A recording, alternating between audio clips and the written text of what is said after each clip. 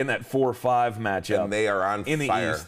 But with about 10 games to go in the NBA season, the New York Knicks are my number 10 team to watch over the next 10 games. With the fact that they just had a 9-game losing streak snapped, they are playing pretty well. They play really good defense. Julius Randle is playing out of his mind this year, or I don't even want to say that. I want to say actually finally living up to some expectation. I used to play on the radio show when we first started this show on Saturdays on WWNC. I used to have the clip of Julius Randle dunking over somebody and the guys, some guy calling into like Feinbaum show saying, Julius Randle, that's a man right there. I'll tell you what, that's a man. That's how a man dunks a basketball. Guaranteed he was from Kentucky. Right, exactly. But that's the thing, is we all thought that he was going to be the next man when he came in, and it just hasn't worked out. Now we can say he's finally living up to some expectations with the New York Knicks, and I love Tom Thibodeau as a coach. Me too. I like defensive-minded coaches. I love it. And I think that there's still a role for that in the NBA when everybody screams about highlight plays and scoring 130 points a night and all this kind of stuff. No, I want to see teams to be able to go out there and be able to neutralize those scorers and to be able to play good fundamental basketball and still win games in this league. I mean, it's kind of like the Chicago Bears of the NBA. I wouldn't disagree with that. I mean, you're not flashy. You go out and play hard-nosed. You're going to win enough games to get into the playoffs. Are you going to win a championship? Probably not, but at least you're going to be worth talking about a little bit. And I think what you have to do if you don't have, the NBA is going on a route that you're going to have 2 to 3 superstars on a roster. If you don't have that, what you need to do is have a coach like Tibbs that can get every one of your mid-level guys to bind together, play good defense, and win enough games that hopefully you can be good enough to attract. Because let's be clear, no one was going to Brooklyn. No one was going to Brooklyn before they made the playoffs a couple years ago without all these guys. Then they made the playoffs, and then everybody looked at that and said, oh, Kyrie said, ooh, I can win with that. Oh, let me get Kevin Durant. I can win with that. And then, of course, they trade them all off to get Harden. So there's reasons behind what they're doing, and it basically is in the NBA, you need to be good enough. If you're not already great, you need to be good enough to attract free agents, and that's how the NBA is going to be going. No one's going to be going to these teams like, who's going to go to Indiana Pacers? Who's going to go there as a free agent? Nobody. Now, if the Indiana Pacers were the 4th or 5th in the conference this year, is there a possibility of it? Probably not still, because it's Indiana, and who the hell wants to go to Indiana? Okay. I mean, but I'm looking at these teams down in the bottom here. Why the Magic, the Pistons, the Cavaliers, why they suck every single year? They haven't been good enough to make the playoffs, and they're not attractive enough to get any free agents. So unless you can build a team that can win some games to make it attractive to free agencies, this is going to be the way the NBA goes from now on, I believe. I would agree with that. The Knicks are my number 10 team to watch over the next 10-ish games here in the NBA season. Number 9 on the list for me is the Washington Wizards. The Washington Wizards have won 8 in a row. They're now 10th in the Eastern Conference, so they're sliding into the play-in tournament, and they're going to stay there, and they're not going to rise beyond that, but I don't know. I mean, the way that Russell Westbrook has been playing, Bradley Beal as well is doing well. It looks like that terrible tandem is going to, make a little bit of noise in the playoffs. You just had Russell Westbrook setting the new record for the most triple-doubles in a month, breaking Wilt Chamberlain's record. So he's got 12 triple-doubles in a month. He's pretty freaking good when it comes to the triple-doubles. Well, yeah, I mean, but again, it becomes he's the guy. He's the guy with the ball in his hand. He's going to be the guy that, the straw that stirs the drink for a bad team. He's always been that. Yeah. He can win basketball games. I have a dream. Okay, what's your dream? This is my dream. That somehow, some way, the Washington Wizards end up winning the play-in tournament. Okay. Becoming the ace seed in the playoffs. Okay. Who would they play round 1 as of right now? The Brooklyn Nets. And would that not be the most amazing thing in the world if Russell Westbrook and the Washington Wizards could knock out the Brooklyn Nets in the first round of the playoffs after Kevin Durant just didn't list Russell Westbrook as his top 5 basketball players he's played with as a teammate. I have a dream, and I want that dream to come true. Poor Russ having to face off against James Harden and Kevin Durant in the first round of the playoffs, and they'd get stomped. It wouldn't even be close. The Nets would roll all over them. I don't think they're making noise, but the fact that they are on this hot streak down toward the end of the season, have been able to win 8 in a row, creep into the play-in tournament conversation. Again, they're at 10, and they still have a way to go to be relevant. They're 27 and 34. Honestly, tell me, if you have these 4 teams as we have it right now in the play-in tournament, the 7-8 game would be Miami and Charlotte. I think that's a game Charlotte can win, especially with LaMelo Ball coming back. Yeah. So Charlotte wins that game. They become the 7 seed. Then they have to face off against Philadelphia and lose in the first round of the playoffs. Then you have Washington, in my opinion, would have no trouble with Indiana in the 9-10 game. Yeah. Then they have to play Miami in the play-in game for the 8 seed. Do you think, I mean, with what you've seen from Miami this year, do you think they can beat Washington? I don't know. Miami's a team that is bothersome to me. They go on these streaks where they do really well. I just think Jimmy Butler's kind of a different animal when it comes to like playoffs, and I think he's the kind of guy that gets the rest of the team ready to play. A 1-game scenario against the Charlotte Hornets, I still think Miami would win that game. Okay. I would love to see the Charlotte Hornets win because that's always awesome to see the Hornets beat in our area. Even with LaMelo and Hayward back? I don't know. I guess maybe I get blinded by the run that Miami made last year, and I can just see that just kind of happening again. But Charlotte is obviously a much better team with those guys there. But again, and that's the good thing about Charlotte is we thought they were going to fall off the planet after LaMelo got hurt, and they would just not even be close to being in a conversation about the playoffs. And they're still there, which tells me that the other players on this team have stepped up, which means when the other guys come back, that they're going to be that much of a better team. So if gun to my head right now, I would say Miami wins that game. Okay. Then that would put, obviously then I think the Wizards would beat the Pacers. And then you would have the Wizards versus the Hornets. And again, I don't know. That's a tough matchup for them. Okay. Miami's 0-2 against Charlotte this year. Well, that doesn't really bode well for my prediction. It doesn't. I just wanted Don't to bet your house on what I there. said. Yeah, I just wanted to throw that out there. But I could see. I think Washington. It's not appointment television. But at least keep an eye on the Washington Wizards because they could end up being one of the 8 teams that actually makes the actual bracket out of the play-in tournament.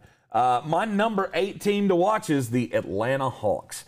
I did not realize how good the Atlanta Hawks have been since they made the coaching change. Since Nate McMillan has taken over as head coach for the Hawks, they are 20-8. Jeez. We've talked all about, coming down to the trade deadline, they want to get off of John Collins, or they're going to be able to swing a deal. None of that stuff. They didn't make a deal. They are sitting here. Trae Young is playing really well. He didn't play last night, so they lost. But they are one of the hottest teams in the NBA. In fact, I think that is the best record in the same stretch of any other team in the NBA right now. Oof. No other team has been 20-8 in their last 28 games. Yeah. And to be honest with you, before you telling me that this morning and me looking it up, I wouldn't even have thought that Atlanta was even in there. I knew that Atlanta they're the 5 seed right now, tied with the New York Knicks. Yeah, prior to the season, there was talk about how Atlanta was going to take the next step. They did pretty well in free agency, blah, blah, blah. They got rid of Rondo to bring in the Williams, which is, I think, always an upgrade for a team that has Trae Young at point guard already. They're 20-8, which means they were 14-20 prior to Nate McMillan taking over as coach. That's a pretty good coaching job. I don't know. Look that up. That's pretty good. You know, Nate McMillan has had 100,000 coach jobs, but you know what you always hear about Nate McMillan is players love to play for him. He's a players kind of guy, and maybe he's got these guys believing, hey, everybody's written us off. Let's go do something special. Yeah. And they're playing pretty darn well. I mean, they're 18-11 at home, 16-17 on the road, so they're playing 500 ball on the road, which that makes there is something to be said about that when you go into the playoffs. You know, there's not the best record in away in the Eastern Conference right now is 16-13 with the Nets. Right. So it's not like they're that far off. You know what I mean? And I think that has something to be said about these teams. Atlanta could be a very good team. They could make some damage. You know, if it ends up being them playing the Knicks, I'd be a little scared as a Knicks fan going into that series. And that's the thing you have to watch for the Atlanta Hawks and the New York Knicks. Yeah. They're sitting in the 4-5 game right now. They're both tied in the standings. New York has the tiebreaker in that head-to-head series. Which one of them is going to be able to host that series? Yeah, because that could mean a lot. It could mean the difference in the series. As you have pointed out, the Hawks are really good at home. 500 ball on the road. They want to be able to host a series, and so they're going to be playing balls to the wall for the next 10 games to try to secure a home court advantage for the first round of the playoffs. Yeah. My number 7 team in the 10 for 10 to go is the Denver Nuggets. Despite the fact that Jamal Murray is done for the season, he's not coming back. Nikola Jokic is still the MVP of this league. Michael Porter Jr. he's playing amazing basketball right now. I mean, he scored 39 the other night. He scored, I think, last night, 31 the night before. He's picked up his offensive production to be able to fill in. Now, what did I say about when Jamal Murray went down with the injury? What did I say? They will be fine. Don't think that the Denver Nuggets are going to take a massive slide. Right. They are still going to be in every game that they play. They play fantastic basketball. Are they a contender for the title? No. But it's not all about winning titles. This is not just Jeremy Greene world where it doesn't matter if you're not a title contender. There are gains to be made. And if the Denver Nuggets can continue to be a top 4 team in the West, or a top 5 team in the West without their star point guard, then I believe that they have made the statement for the year. And then we look to next year. It's a building block. I think watching Denver and what they can do, they're going to be in the playoffs. They're not going to be in the play-in game. They're still going to, they might have home court advantage for the first round of a series. And who knows? That team is very tall. They're very long. They can, they can defend. They can score. They are going to be a threat to somebody in the first round of the playoffs, regardless of who they play, in my opinion. So currently, as it sits right now, they're the 4th seed by 4 games, and then the Lakers are the 5th seed, so, which means they would be playing the Lakers this year. And that's going to be a hell of a series, too, because here's the thing. You got Anthony Davis and LeBron James. They're not, they're not on the floor together yet. Do I believe in LeBron James? Absolutely. Do I think LeBron James comes back and makes them an immediate contender? Yes. Do I think it's going to be a blowout 4-zip series with the Denver Nuggets? Yes. No. Yes. I do not. If LeBron and AD are both playing, they could get the brooms out already. They will sweep the Nuggets. I don't see it. I think the Nuggets will give them hell. And it depends on how many games they can get back. How many games can LeBron get back for before the playoffs? Can they hit with some kind of stride? Okay, I'll give them. They'll win the one game that most teams win in a playoff series, in a 7-game series. Sure. They always usually win one.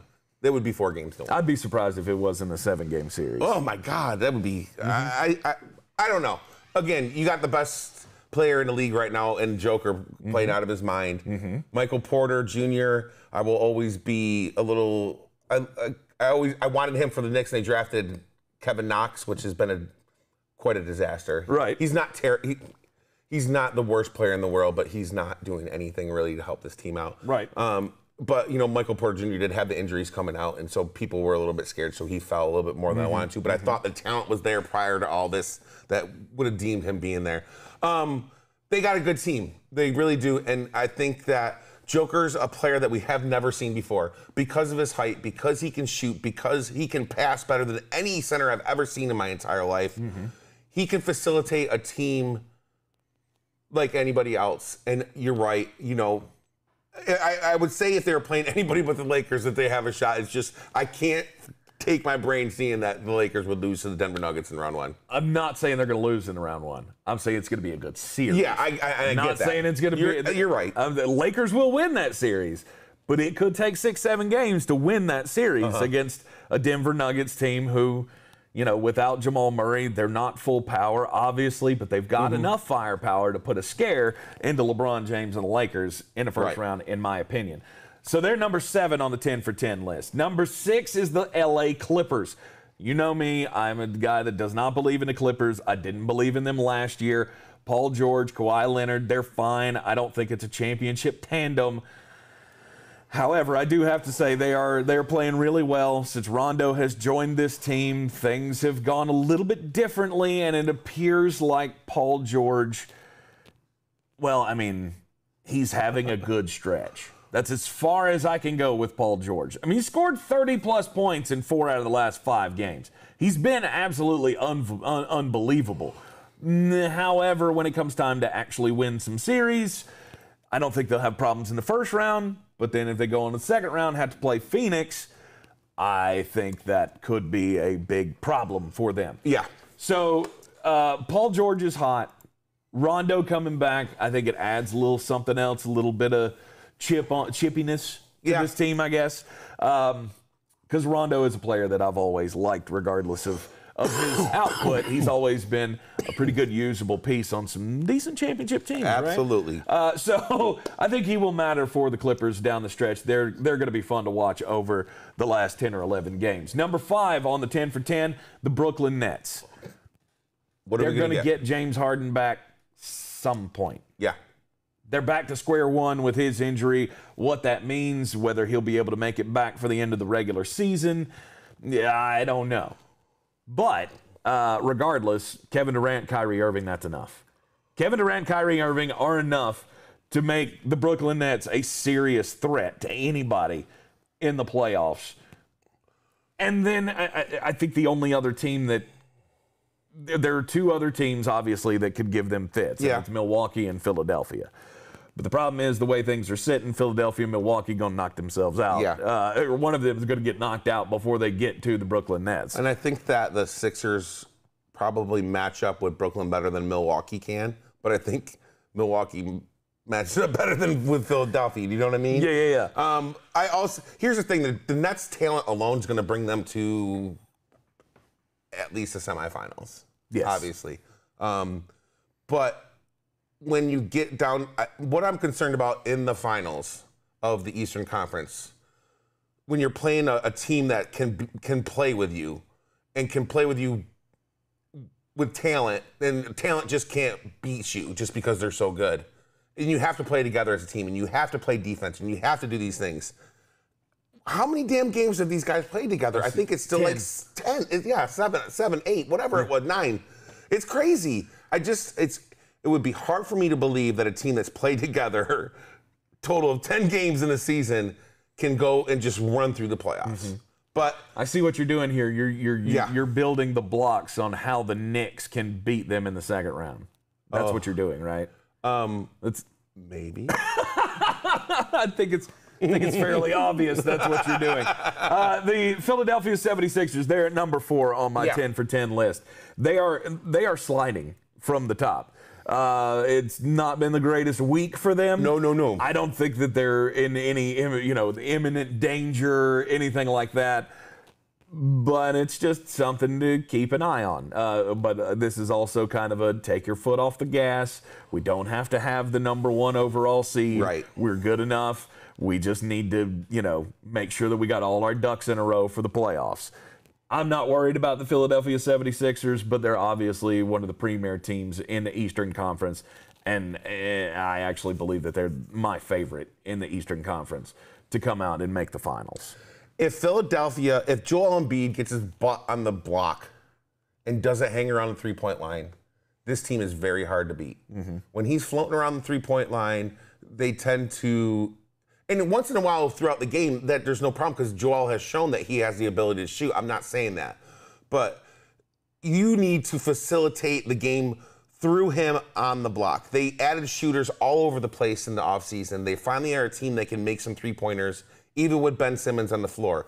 That's what they need to do. Spread it out with Ben Simmons. If that doesn't initially work for the kick out, get the ball to Joel and work through him. When they do that, this team is very hard to beat. And they play decent defense. Now, if they get away from that, there's games that they just seem to just get away from that. And it's hard. It's hard for me to watch sometimes because I'm like, what are you doing? Right. Why? Why are you doing this? And so what Philadelphia team are you going to get when it matters the most? And that's what I'm looking forward to. The number 3 team on the 10 for 10 list is the Utah Jazz. The Utah Jazz, without Donovan Mitchell, he's got another week to come back from the sprained ankle. He got hurt 11 days ago, I believe it is, and they're still a really good team without him. They're still going to continue to win games, but it's just, do you believe that Utah can be a team that will make a decent run in the playoffs? I mean, they're going to come in as the number 1 seed probably, and I think they're just ripe for the picking. For the Los Angeles Lakers. They are. I mean, they're just, it's crazy how good this team is. They're so good defensively that when you look at it and you watch a game, like you can't get to the rim because Rudy Gobert is going to be there. Their perimeter defense is so good with there's no-name guys that are out there. I mean, Joe Ingles, for God's sakes, out there, and it seems like you have to run an offense against them. You can't just rely on the ISOs, and you can't rely on the pick and rolls, and you can't rely on this. You actually have to run an offense. And how many damn teams in the NBA actually run an offense? Not many. I think the Jazz do. Yeah, right, the Jazz. The Jazz do. Quinn Snyder's got them guys When Donovan Mitchell's in the game, they got a pretty damn good offense. Yeah, exactly. So it's something that you have to change a little bit about what you do when you play them. But they are a team that can just get out after you defensively, and it's really hard to play against. But Donovan Mitchell is so much better than I think people give him credit for. I think he's one of these superstars that don't get enough credit, and he can do things all over the basketball court. And when he wants to, he can take over games. I've seen him do it where he can score 15, 16 in a row. Yep, it's unbelievable. Number 2 on the 10 for 10, the Phoenix Suns. Oh boy, I can't put my finger on it. I can't put my finger on it. It's just Chris Paul and DeAndre Ayton. Thank you. Yeah.